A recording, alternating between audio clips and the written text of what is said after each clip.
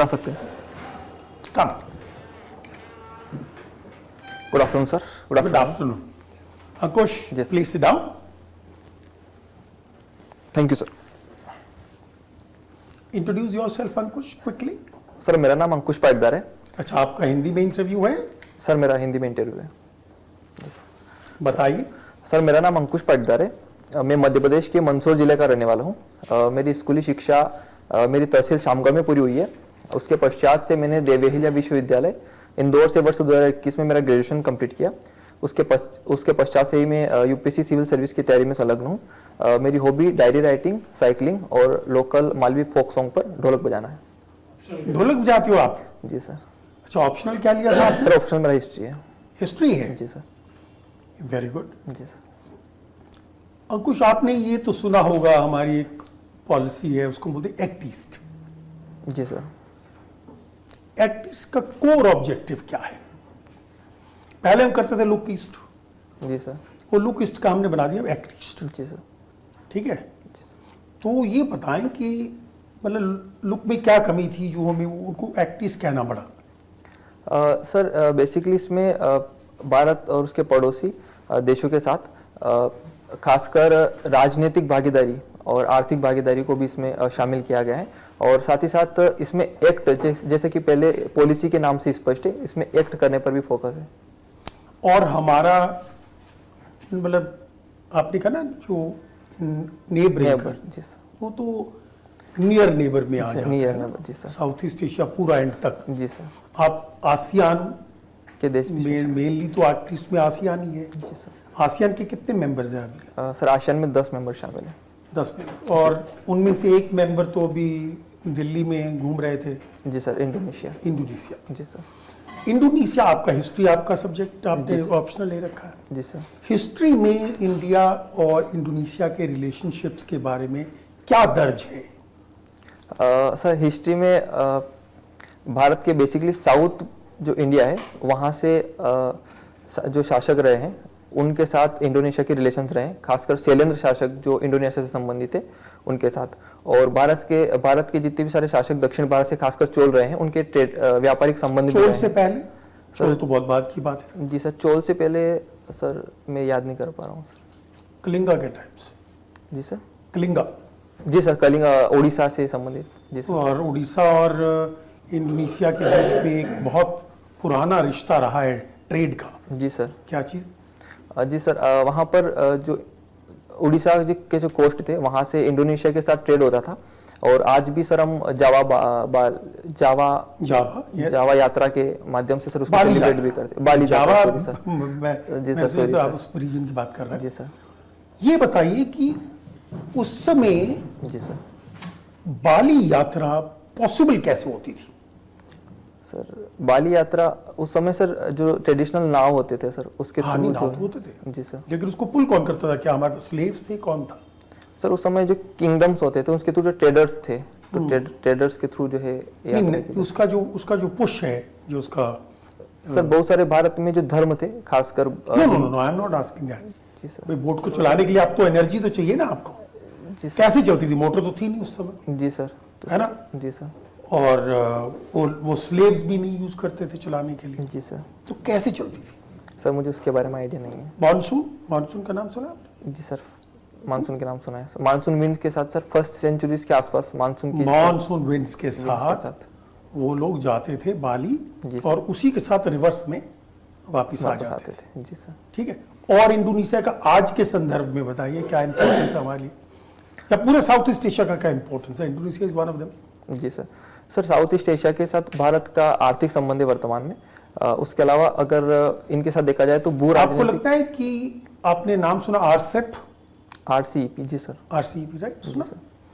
अब हमने आरसेप का तो हिस्सा लिया नहीं। जी सर। आपको लगता है कि हमसे गलती हो गई? सर मुझे लगता हमें है लेना चाहिए था। सर मुझे लगता है कि भारत सरकार का जो निर्णय है सही है, क्योंकि यदि भारत RCEP का लेकिन अभी तो नीति आयोग कह रहा है कि हमें रिकंसिडर करना चाहिए, हमें RCEP को ज्वाइन कर लेना चाहिए। सर मुझे लगता है इसको लेकर भारत, चूंकि इसमें चीन भी सदस्य है और यदि सर यदि चीन के साथ तो आपकी सबसे ज्यादा ट्रेड है, अगर सदस्य है तो होने दीजिए, उसमें क्या है। सर चूंकि वैसे ही चीन भारत में काफी ज्यादा प्रोडक्ट को डंप करता है, और मेरे यदि कहने ऐसा का होता मतलब है- है कि बिना आरसेप के तो इतना कर रहा है, तो क्या हो, तो आरसेप के थ्रू करता तो हम देख लेते। सर क्योंकि इसमें- आरसेप के रूल तो लग जाते हैं, उसके रूल्स ऑफ ओरिजिन आप टाइट कर दीजिए। सर इसमें कुछ चैलेंजेस थे, जैसे बहुत सारे देश भारत की जो माइग्रेशन प्रवासी संबंधी जो नीति थी उस पर सहमति नहीं बन पाई, और दूसरा जो ट्रेड को लेकर जो पॉलिसी थी, क्योंकि भारत को डर है कि उसका अभी मार्केट प्रभावित हो कंसिडरिंग सकता है। जो म्यांमार में सिचुएशन चल रही है जी सर। और जो नॉर्थ ईस्ट में इंस्टेबिलिटी चल रही है, जी सर। आपको लगता है कि ये सिचुएशन हमारी एक्ट ईस्ट पॉलिसी को हर्ट करेगा? सर मैं जो आपने कहा वो समझ नहीं पाया सर, पहला वाला। ये सिचुएशन हमारी एक्ट ईस्ट पॉलिसी को नुकसान करेगा? सर म्यांमार के साथ नहीं, म्यांमार और नॉर्थ ईस्ट में जो सिचुएशन चल रही जी है सर, उसकी वजह से हमारा एक्ट ईस्ट पे कोई असर पड़ेगा? जी सर, एक टेस्ट पर इम्पैक्ट हो सकता है। सर जैसे भारत के म्यांमार के साथ कालादान मल्टी मॉडल प्रोजेक्ट के साथ भारत काम कर रहा है। हाँ। यदि नॉर्थ ईस्ट में या किसी प्रकार की अस्थिरता पैदा होती है तो सर निश्चित तौर पर उसकी कनेक्टिविटी को लेकर प्रॉब्लम्स हो सकती है। दूसरा सर, भारत उनके साथ पॉलिटिकली डिप्लोमेटिक तरीके से भी डिस्कस करता है, तो सर वहाँ पर भी अस्थिरता वार्ता में सर बाधा पैदा कर सकती है। ओके। जी सर, थैंक यू। जी सर। आप अभी के सामाजिक या जो भी राजनीतिक गतिविधियां हैं हमारे देश में, उनमें किन किन चीज़ों पे आप अंकुश लगाना चाहेंगे? सर पहला तो है जो भारत में महिलाओं को लेकर जो रेप के केसेस इंडिया में आ रहे हैं, सर जो मेरी प्राथमिकता इसमें से होगी एक। ओके। हाँ जी सर। सर दूसरा? हाँ सर, दूसरा जो है भारत में जो करप्शंस के जो केसेस इंडिया में काफ़ी ज़्यादा है उस पर लेकर होगी। और सर तीसरा जो है सर, भारत में जो फार्मर सुसाइड काफ़ी ज़्यादा होते हैं, तो उस पर लेकर भी सर मैं अंकुश लगाने की तो कोशिश उस पे कैसे आप अंकुश लगाएंगे? सर भारत में फार्मर सुसाइड बेसिकली जो किसान कृषि संकट से जुड़ा हुआ है, तो जो कृषि के लेकर जो सरकार की नीतियां हैं उनको बेहतर इम्प्लीमेंटेशन पर मेरा फोकस होगा। क्या करेंगे उसमें?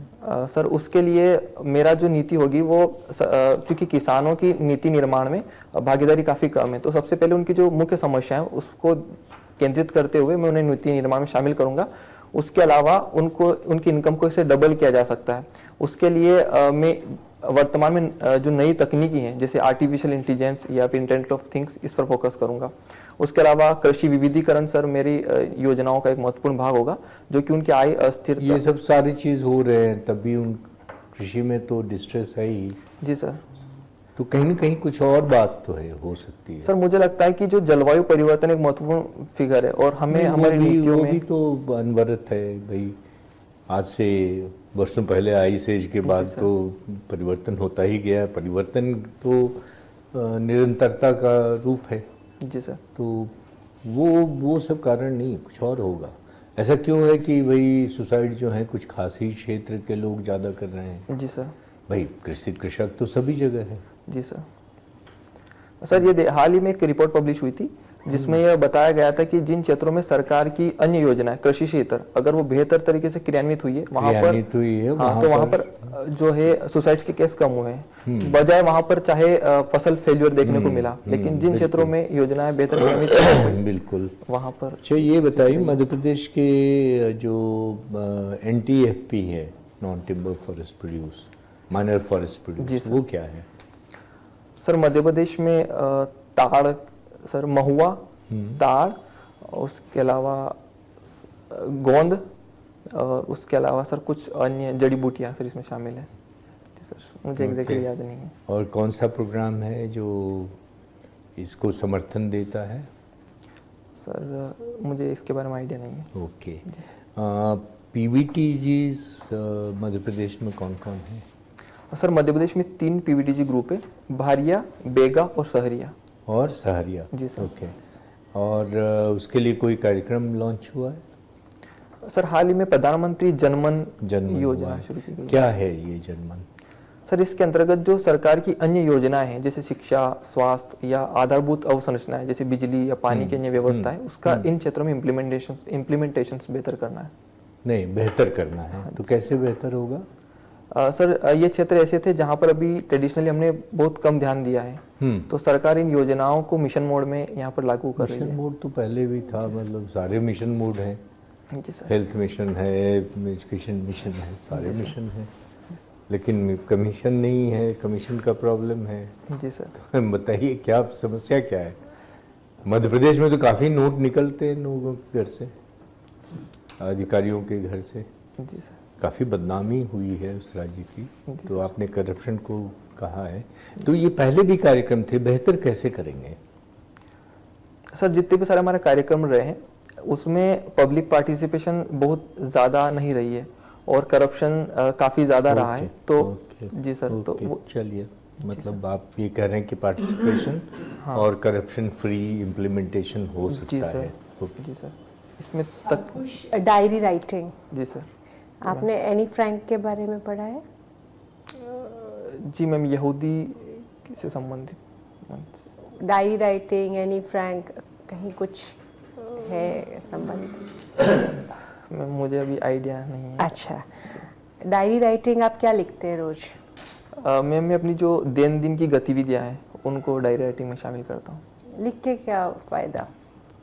मैम इसका सबसे महत्वपूर्ण फायदा तो यह है कि मैं खुद का आत्म मूल्यांकन कर पाता हूँ डायरी राइटिंग के माध्यम से, और दूसरा यह है कि जहाँ पर भी मेरी कमियाँ होती हैं मैम मैं उसको सुधार लेता हूँ, और तीसरा अगर मुझे कोई प्लानिंग करना है तो उसके लिए भी मैं प्लानिंग जैसी रणनीतियों को उसमें शामिल कब करता से हूँ। लिख रहे हैं आप? मैम मैं 3-3.5 सालों से लिख रहा हूँ। 3.5 साल में आपको अपनी कौन सी कमियां लगी कि मुझ में ये कमियां हैं? मैम पहली कमी तो यह थी कि उससे पहले मैं खुद का आत्म मूल्यांकन नहीं करता था, सेल्फ असेसमेंट, तो उसके कारण भी जैसे मुझे यूपीएससी में 2 बार फेल्यूर देखने को मिला। और उसके अलावा जो है मैं थोड़ा सा इगोइस्टिक पर्सन रहा हूँ पहले, तो मुझे लगता था कि ये कहीं ना कहीं जब मैं दूसरों के सामने शो होता था तो ये निकल के आ जाता था, तो मैंने इसको खुद को कंट्रोल किया है। उसके अलावा मुझे हमेशा कुछ बातें कहने में काफ़ी संकोच होता था, तो ये भी कमी मुझे डायरी राइटिंग के माध्यम से पता चली। जी मैम। अच्छा, शेख हसीना जी मैम। है ना, कौन है ये? ये बांग्लादेश के पूर्व प्रधानमंत्री। अभी कहाँ है? अभी मैम इंडिया में है। बांग्लादेश उनको आज का जो बांग्लादेश है वो उनको किस तरह से देखता है, शेख हसीना को? मैम आज का बांग्लादेश उन्हें एक क्राइम करके जो भागे हुए पर्सन के रूप में देखता है। ठीक है। दलाई लामा दलाई लामा कौन है? मैम धर्मगुरु है, तिब्बत से बौद्ध धर्मगुरु है। कहाँ है वो? वो हिमाचल प्रदेश में है, धर्मशाला में। मतलब भारत में है। जी मैम, भारत। चीन उनको किस नज़र से देखता है? मैम चीन भी उन्हें ये कहता है कि भारत ने दलाई लामा को शरणार्थी दी हुई है और भारत को उन्हें सुपुर्द कर देना चाहिए। तो हमारे 2 देश जो है ना, पड़ोसी देश है ना, बांग्लादेश वो हमसे नाराज़ है ना, चीन हमसे नाराज़ है ना, और दूसरी तरफ हम बोलते हैं नेबरहुड फर्स्ट पॉलिसी। तो इस तरह जो है, जैसे शेख हसीना भारत में है या दलाई लामा जो मैक्लोडगंज में है, क्या ये भारत सही कर रहा है? जी मैम, भारत ने हमेशा से ही अपने पड़ोसियों, खासकर अपने जो जिसके साथ अच्छे संबंध रहे हैं उनको शरण दी है। तो मुझे लगता है कि भारत नेबरहुड फर्स्ट पॉलिसी के रूप में भी देखे तो उनकी सुरक्षा जो है वो सुनिश्चित करता है, तो ये सही है मैम। पर जैसे शेख हसीना है ना, तो ये तो लीडर के साथ रिलेशनशिप है, जी मैम। है ना। India Sheikh Hasina relationship important है या इंडिया बांग्लादेश रिलेशनशिप इम्पोर्टेंट है? मैम अगर देखा जाए व्यक्तिगत रूप से तो शेख हसीना जी के साथ भी भारत के जो रिलेशन है वो एक नेक्स्ट ऊंचाई पे पहुंचे हैं। और उसके बाद अगर उनसे पहले के भी जो उनके पिताजी शेख मुजीबुर रहमान है उनके साथ भारत के रिलेशन अच्छे रहे हैं। और यदि भारत शेख हसीना जी को यदि शरण देता है तो उससे मुझे लगता है कि रिलेशंस पे कुछ अल्पकाल में इम्पैक्ट हो सकता है पॉलिटिकल रिजिम को लेकर, लेकिन दीर्घ काल में मुझे लगता है इतना बड़ा इम्पैक्ट शायद नहीं होगा। क्यों नहीं होगा? मैम क्योंकि अभी वहाँ पर इलेक्शंस होना भी बाकी है, तो उसके पश्चात ये देखा जाएगा कि कौन सी पार्टी सत्ता में आती है। जी सर, थैंक यू मैम। आप हिस्ट्री के स्टूडेंट हैं जी सर। अंकुश, तो ये बताइए, ये हिस्ट्री को दोबारा लेके जाने की बात हो रही है। जी सर। कई लोग कह रहे हैं कि हिस्ट्री को रीराइट करना चाहिए। जी सर। तो उसके बारे में आपका क्या विचार है? सर मुझे लगता है कि जैसे जैसे नए नए स्रोत हमें मिलते रहते हैं तो इतिहास लेखन का कार्य चलता रहता है, और नए पीढ़ी के जो भी इतिहासकार आते हैं वो अपने दृष्टिकोण से इतिहास लेखन का कार्य करते रहते हैं। तो मुझे लगता है कि हमें जो इतिहास पुनर्लेखन है वो एक प्रकार का लेखन का ही भाग है जो निरंतर बदलते समय के साथ और नए स्रोतों के साथ लिखा जाता है। तो इसमें क्या फैक्ट्स भी चेंज कर सकते हैं? सर जो फैक्ट है वो तो जो स्रोतों से जो हमें मिलते हैं वो तो फिक्स्ड है पहले से ही, तो इसमें मुझे नहीं लगता कोई बड़ा इंटरप्रिटेशन चेंज हो सकती है। हाँ, इंटरप्रिटेशन जो दृष्टिकोण पर निर्भर है अलग अलग। तो दृष्टिकोण के हिसाब से अगर देखा जाए तो आपके एंशिएंट इंडिया के जो राइटर्स हैं, मोस्टली रोमेला थापर जी सर। वगैरह जो फेमस राइटर्स हैं वो सब लेफ्टिस्ट हैं, जी सर। मार्क्सिस्ट राइटर्स हैं। जी सर। और कुछ अब राइट विंग वाले जो राइटर्स हैं वो कह रहे हैं कि ये इनका दृष्टिकोण बिल्कुल गलत था। तो उससे अब इस डिबेट के बाद हमें क्या करना चाहिए फिर? सर मुझे लगता है कि हमें जो फैक्ट्स और जो स्रोत है उसी पर बेसिकली फोकस करना चाहिए। और नए स्रोत तो आ ही नहीं रहे, कहाँ से आ रहे हैं? अब कहाँ से आएंगे? सर जो स्रोत है उसकी और ज़्यादा वैज्ञानिक तरीके से जांच की जानी चाहिए। कैसे? सर जैसे डीएनए टेस्टिंग हम कर सकते हैं, उसके अलावा जो नई तकनीकी है उसका उपयोग हम कर सकते हैं, जैसे सैटेलाइट्स का उपयोग करके हम नई साइट्स को एक्सकवेशन कर सकते हैं। तो अब जो नई साइट्स का एक्सकेवेशन हुआ है राखी गढ़ी, सिनौली में, इससे हमारी हिस्ट्री के ऊपर क्या फ़र्क पड़ता है? सर जो नई साइट्स अभी हाल में सिनोली में अंदर मिली है, इससे पता चलता है कि भारत में चूंकि वहाँ से जो ऑब्जेक्ट्स मिले हैं जैसे रथ है या फिर जो तांबे के अन्य उपकरण है, जो शवदाह ग्रह मिले हैं, वो निश्चित तौर पर कहीं न कहीं बताते हैं कि यहाँ पर मानव की बसाहट काफ़ी हड़प्पा सभ्यता के आसपास की रही होगी या उससे पहले की भी शायद हो सकती है। और इससे यह इस दृष्टिकोण पर भी पर्दा उठेगा कि जो आर्य जो कि यह माना जाता रहा है कि वो घोड़े और रथ अपने साथ लेके आए, तो इंडिया से ही शायद कहीं न कहीं बिलोंग्स रहे हैं। जी सर, तो एक नवीन दृष्टिकोण हमें यह प्रदान करता है। नहीं, आर्य घोड़े लेके आए और इससे कैसे पता लगता है, क्या पता? मैं दोबारा बताएंगे ज़रा। सर जैसे ये माना जाता रहा है कि आर्य जो है वो अपने साथ घोड़े लेके आया है, रथ और घोड़े। जी सर। और सिनौली में जो एविडेंस हमें मिले हैं वो ये पता लगा कितना पुराना है? सर सिनौली लगभग 4 से 4,500 साल पुराना जो है कार्बन आर्य कब आए? सर आर्य जो आए हैं वो सर 3,500 साल के आसपास। जी सर। तो इसमें मतलब घोड़े पहले से थे? हाँ, रथ। हाँ सर जी, एक नवी। तो हमारी जो आर्यन थ्योरी है वो तो फिर बदल जाएगी सारी? हाँ सर, अगर यदि कुछ होता है तो निश्चित तौर पर इसमें कुछ बदलाव हो सकता है। अभी क्या स्टेटस है उसका? सर अभी इस पे विभिन्न सारे इतिहासकारों को लेकर सर भी चर्चा चल रही है। चर्चा चल रही है। जी सर। और जो जेनेटिक एविडेंस आया डीएनए वाला राखी गढ़ी में, उसका क्या असर है? सर जो राखी गढ़ी में जो डीएनए मिला है उससे पता चलता है कि जो आर्य हैं सर वो बाहर से आए थे। आर्य जो है सर वो बाहर से राखी गढ़ी में आर्य मिले हैं या इंडस वैली वाले हैं? इंडस वैली वाले हैं सर, लेकिन उसमें चूंकि ये माना जाता था कि जो आर्य हैं वो यहीं के थे, चूंकि एक कॉन्फ्लिक्ट जो है विवाद में यह भी था कि आर्य जो है वो चूंकि राष्ट्रवादी इतिहासकार मानते थे कि आर्य इंडिया के ही है और उन्होंने ही सभ्यता को बसाया था। तो राखी गढ़ी में जो डीएनए एक्सट्रैक्शन, जो डीएनए की हमें जो जानकारी मिलती है उससे पता चलता है कि आर्य बाहर से आए थे और राखी गढ़ी के जो लोग थे वो हड़प्पा सभ्यता वो यहीं के स्थानीय थे। वो यहीं के थे। जी sir. Thank you sir. Okay Ankush जी सर। तो ये बताइए, हिस्ट्री इज मोर इम्पोर्टेंट या ज्योग्राफी? सर मुझे लगता है दोनों का लिंक जो है वो लिंक तो है ही, जी सर, लेकिन what is more important? Sir दोनों ही महत्वपूर्ण है। अगर एक किसी को चुनना है तो क्या चुनेंगे? सर ज्योग्राफी चुनूंगा। ज्योग्राफी क्यों? सर ज्योग्राफी हमें बहुत सारे वहाँ पर बसने की सुविधा प्रदान करेगी, वहाँ पर बहुत सारे मिनरल्स होंगे और उसके अलावा जो है वहाँ की क्लाइमेट और ये सारी चीज़ें हमें महत्वपूर्ण होगी। अगर मानव सभ्यता के लिए इम्पोर्टेंट है तो वो ज्योग्राफी, लेकिन हाँ, और अगर इतिहास होगा तो वो हमें पीछे के जो अनुभव है वो भी प्रदान करता है और एक तरीके से जो इतिहास है वो हमें एकजुट करने का और ये सारी चीज़ें। अच्छा, वेरी गुड। चलिए, मिटावली, पडावली और बटेश्वर के बारे में सुना है आपने? नहीं sir, sorry sir. Madhya Pradesh. Sir नहीं। बटेश्वर। के मोहम्मद के बारे में सुना है? के मोहम्मद, जी सर। कौन थे ये? सर एक पुरातत्वविद शायद, मैं याद कर पाऊँ। चलिए आगे बढ़ते हैं, ठीक है।